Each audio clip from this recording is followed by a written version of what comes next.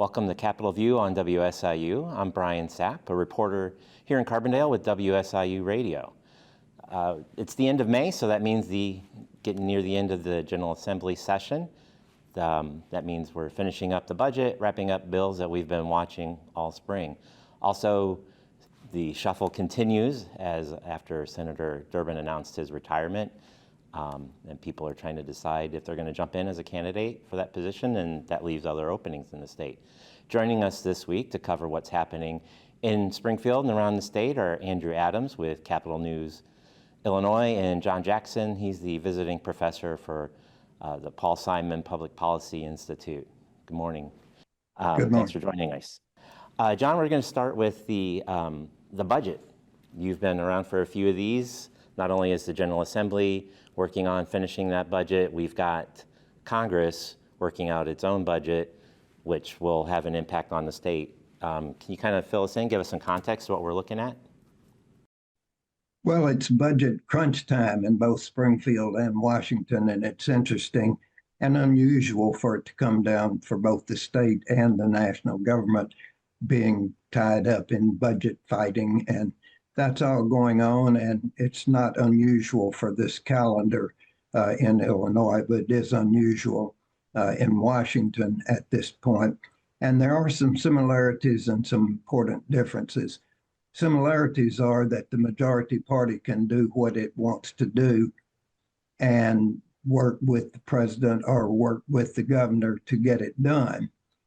But of course, that depends on how big the majority is, and obviously, the majority is razor thin for the Republicans in the Congress and dealing with what is President Trump's budget proposal, whereas the Democrats have the luxury in the General Assembly of having very strong control of the General Assembly, so they can pretty much do what they, working with Governor Pritzker, want to do.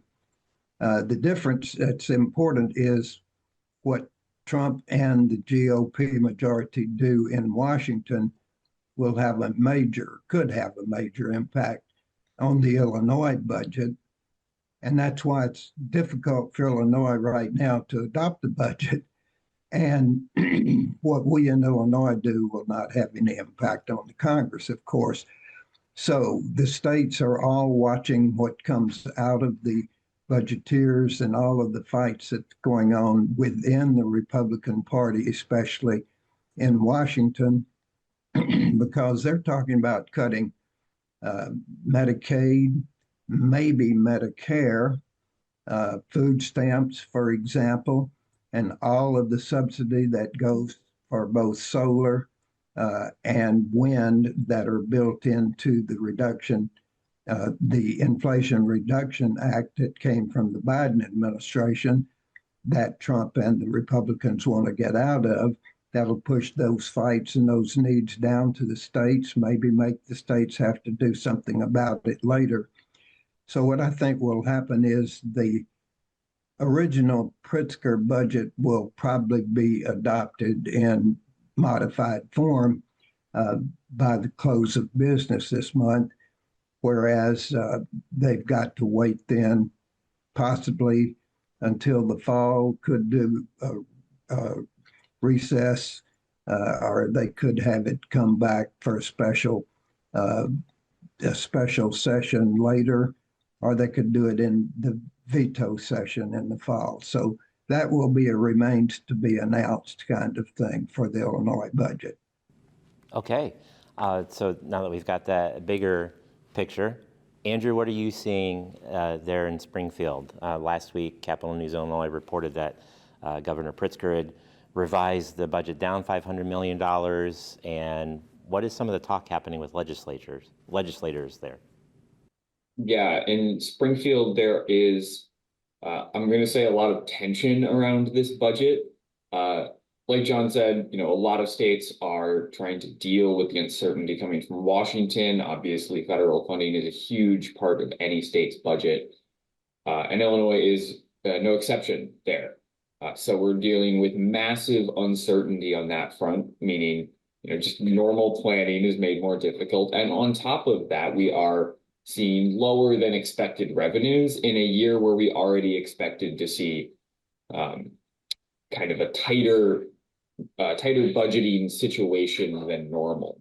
So most of the talk is centered on, not necessarily what to cut, because it's not that kind of year, but what programs can we afford to maintain or grow very modestly, and what programs are going to need to, shrink slightly or kind of stay flat, which, with inflation and all of that can feel like a cut, even if your line item is the same. So there's a lot of jockeying for people's personal projects and personal passions right now. I will say that process, usually very secretive, kind of blew up recently. One of the chairs of a budgeting committee was kind of suddenly ousted from Democratic inside circles and from the Democratic caucus. And the Speaker of the House, Chris Welch, will say that situation was due to a number of factors, although most people looking at it saw that person was creating an alternate budget and has clashed on the budget in years past, and are wondering if that might have had something to do with it in this tense budget year. Now, what are some of the items or some of the budget money that is still being jockeyed for? I think they're still trying to figure out this transit money for the transit system in Chicago. Where does that stand? Sure. So much of the jockeying in the budget happens behind closed doors. So much of the actual balancing happens in a way that us and the public will not find out until quite late in the week next week, as we barrel towards the deadline. But there are some big items, like you said, that we know about, including, like you said, transit reform. There's this problem in Northern Illinois, where the transit agencies that serve Chicago and the suburbs, which is about 2/3 of the state, so a big chunk of the state, they're overseen by one agency, and together all of those agencies and the oversight board are looking at a $770 million per year budget gap, which will increase over time. So for years, they've been coming to the state warning about this and saying, we need your help, we need funding, we need a new tax, we need state grants, we need something to address this. And that budget gap starts to hit this year, right? So in a matter of weeks at this point. But the state has a tight budget, and several legislative leaders have indicated that they're not sure that any money is coming. The Senate president last week, I believe, at an event said that he wasn't sure they were going to write a check for this. They are probably going to pass some large reforms, which might, as the proponents hope, increase ridership, which would increase funds available to those agencies. But that's a slow process to get that going. So that's one giant item that is kind of a good example of the kind of jockeying, the kind of belt tightening happening this year. Okay. John, I want to just tie back a little bit to the Medicaid impact. Do you think that is something that will actually, they're going to make these cuts, and that would be pretty significant for Illinois, wouldn't it? Oh, I don't think there's any doubt but what they'll make those cuts. The Republicans have been wanting to go after Medicaid, and they'll push it down to the states, and the states will have to deal with it because there are millions of people that will be impacted if they cut Medicaid. And not only that, there are doctors and hospitals that will be heavily impacted. So I think the cut's going to come, and I think the question will be, what will the states do with it? Okay. I think we're going to have to wait and see what the General Assembly does with that. Continuing with the General Assembly, we've got plenty of bills that we've been following this year. And Andrew, as we set up our show today, you had a few that you made a list of that you were following. You want to walk us through a couple and what you're seeing with these? Sure, I'll do a bit of a quick hits, just kind of the big items that we might expect to see in the next. I think we're running on, a number of days at this point. One of the big ones I'm following is this big energy package. It's not going to be quite as big as some of the huge reform packages we've seen in past years, but it will contain, a lot of things unless negotiations fall apart, which in Springfield is always an option. So that would include things like new incentives for solar and battery storage, possibly lifting the remaining restrictions at the state level on nuclear energy, which has been a big talking point in Springfield, and increasing requirements for energy efficiency, which would theoretically try to help keep prices down everywhere in the state. If you have Ameren or ComEd in Northern Illinois, you're going to see a big price spike on your electric bill on June 1st. So that's coming, and people are working to get that down. Outside of energy, one of Pritzker's, the governor's big items on his legislative agenda this year was a proposal to allow community colleges to offer bachelor's degrees, so that you could offer a 4-year degree at a community college, something that they haven't been able to do for a long time. The idea there is making college more accessible if you don't happen to live in Champaign or Carbondale. That was initially kind of controversial. People weren't on board, although there's rumblings that it might come back from that other side where unpopular bills go in these final days. Some of the other big issues, AI is huge. There's several bills that would put new restrictions on artificial intelligence tools. There's always talk of a possible pension reform coming. The new kind of pension introduced 15 years ago or so, in 2011. Some say runs afoul of federal regulations, federal Social Security requirements, in a way that is going to cost the state a lot of money if we don't deal with it. So as people who have that kind of pension start to hit retirement age in the coming years, we need to deal with that. So there could be something along those lines as well, along with quite possibly hundreds of other smaller bills or more focused bills that we could see.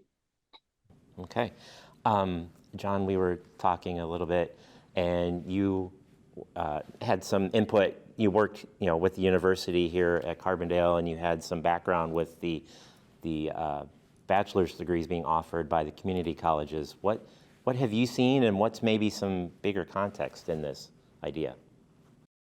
Well, this goes back easily to the 1990s. I used to deal with this issue on behalf of SIU, and I know it well. It's been around because community colleges are always ambitious. They always want to add some programs in some areas that they can get into. And they've long wanted to start offering 4-year degrees. So that discussion's been around. The difference this time, though, is Governor Pritzker has endorsed it and put it into his own plans. And so that's a whole different deal. There are only 12 major 4-year universities in the public side.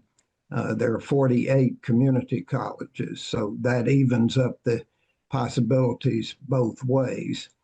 I think this one will definitely come back around, and I think the issue will be, can they draw the language fairly narrowly in the areas where the community colleges, in technology, in things that lead to vocations, in things that produce immediate jobs, and can the community colleges then ramp up for 4-year degrees in that fairly narrow band? And that's what the universities will probably aggressively try to keep in place, or put the definitions in the legislation that would specify that. And if so, I think they'll probably do it in some session in the very near future. And the other one is the Baldwin plant I want to bring up in Southern Illinois, Southwestern Illinois, adds to what Adam was saying. That's a big deal for Ameren. And the question is, can we produce enough electricity while getting out of the coal-fired and even the gas-fired? And can we produce that fast enough not to ultimately create some brownouts and some real shortages of generation with the ambitious plan to get out of coal, especially, and to a lesser extent, gas? And the Baldwin plant's slated for closure, and that's a very big deal around here and really a big deal for Ameren. That fight's yet to be played out. I think that's going to, in the press releases that I received through the week, the past couple weeks, I've been seeing more of this push to the electric prices. I've received, information from the city of Carbondale here has a program where they've talked about the prices and the choice. And so I think that, yeah, over the next few weeks, and especially as people open up those energy bills, we all get them. We're gonna probably have some sticker shock and try to figure that out. And then to your point about I'm curious to see how the community colleges worked out, because I talked with the president of Shawnee Community College. He wrote an op-ed and was pushing for that. He did sound like he really wants to keep it focused and narrow. And so I guess we'll just have to see if they can work it out. And it sounds like writing that specific language to make sure that everybody is able to keep what's important to them. Moving on, let's go back federal a little bit and follow up on Senator Durbin. It's been a couple weeks now that since he announced that he is going to retire. He replaced Senator Paul Simon. John, you've been in the area here and know Senator Simon and Senator Durbin. Where do we stand, and what kind of impact will this have, and what do you think is going to happen next? Well, I think this is a huge loss for Illinois. Dick Durbin has major respect, major power, significant role that he plays for the Democrats in the Senate and has for a long time.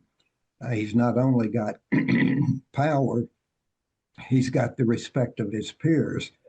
That's indicated by that he's the elected second-ranking Democrat in the Senate, second only to Chuck Schumer. And he could have probably stayed on fairly easily. I think it's notable this week especially that Senator Durbin's 80 and he could have probably gone another term, but is it wise, and can these very powerful people decide to step down? Joe Biden's case, very relevant, not so relevant, but specific to the Senate. Chuck Grassley is the most senior senator at more than 90 years of age now, indicating that this is unusual for people to step down the way Durbin is doing. And so that can't be replaced for Illinois. The contenders, of course, are lining up, and the list is fairly well known. Lieutenant Governor Stratton immediately announced, and within hours announced, and the next day, I think it was, got the endorsement, very important endorsement of Governor Pritzker, and that's a major advantage. But there is Representative Roger Krishnamurti. He's originally from Peoria, so he can claim downstate roots, now representing suburban Chicago. So he's got geography, and he's also got $20 million in his campaign fund. So that speaks pretty loudly. At first, we had two others, Robin Kelly, who's very respected in the Congress and was on Dick Durbin's staff, so she's got some important advantages.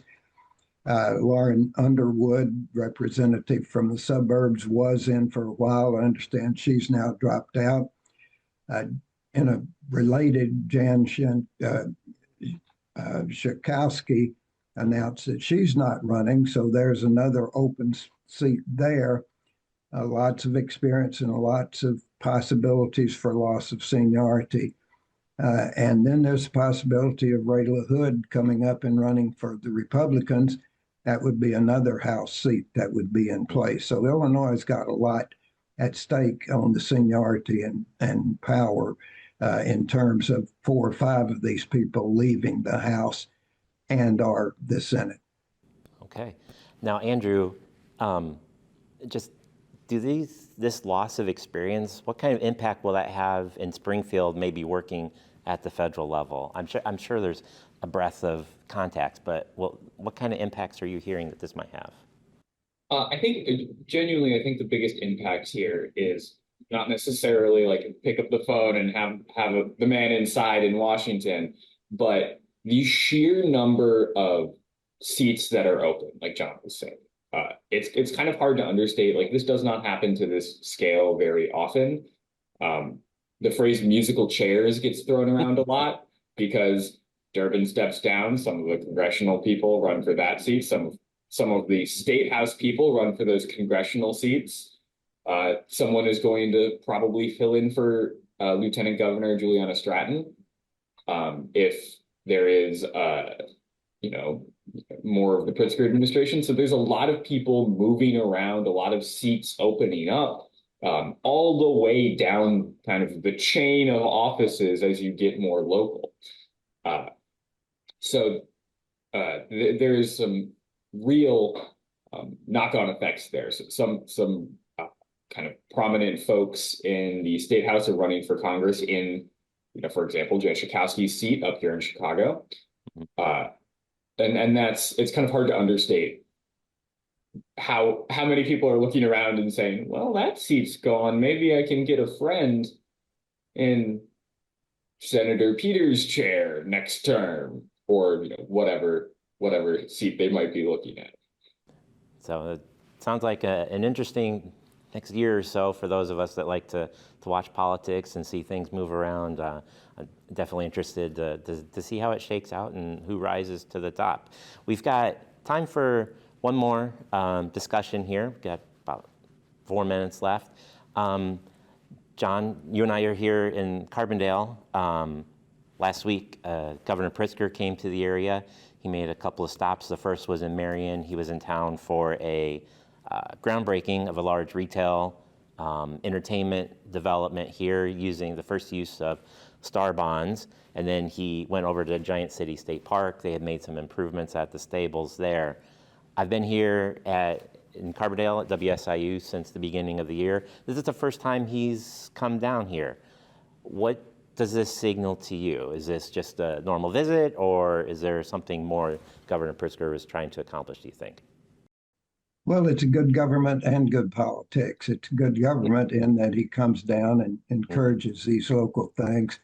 I thought the one out at the riding stable for Giant City Park was particularly instructive because it's not a great deal of money, and yet there was a delegation there. Senator Fowler, who's a Republican, was there and spoke, and it was very bipartisan. This riding stable has been there and an asset to Giant City, but it was not all weather, and it's especially tuned toward the needs of disabled people and veterans with problems that horseback riding therapy is important. So there he is making that way out in the woods, literally kind of announcement. And on the other end of the continuum, he's become a major voice criticizing and opposing Donald Trump. He goes a long way back with this. That is, Trump had the governors in for a big dinner right after he was elected the first time. And the governor that spoke out loudest and got the most coverage that night was J.B. Pritzker. So he's been doing this a long time. And then, of course, much more recently, he goes to New Hampshire, makes a speech to the Democratic activist and loyalist in New Hampshire. And that's not a coincidence because New Hampshire is the first primary. And so that was a pretty clear signal. And he takes on that role with relish, and he's gotten a lot of good national publicity out of it. And he's been called, I think, with some reason, a pragmatic progressive. You can emphasize the progressive part if you're running in Democratic primaries, and you can emphasize the pragmatic part if you make it to the general election. That is, Uh, he's got to get through a Democratic primary, which will be tough. But he can talk about all that he's gotten done as governor. He can talk about dealing with our structural deficit. He can talk about the fact that Moody's has raised the Illinois credit rating 7 times under his leadership. And he'll be glad to point out to you that Moody's just reduced the United States credit rating for the first time in history, and he'll be out there and will love to take on that comparison to show him governing while the president or his likely successor has to make a case that's not very strong on the national level. Definitely. That was one of the things I noticed was the bipartisan nature at the groundbreaking. Senator Fowler was there and lots of talk about that.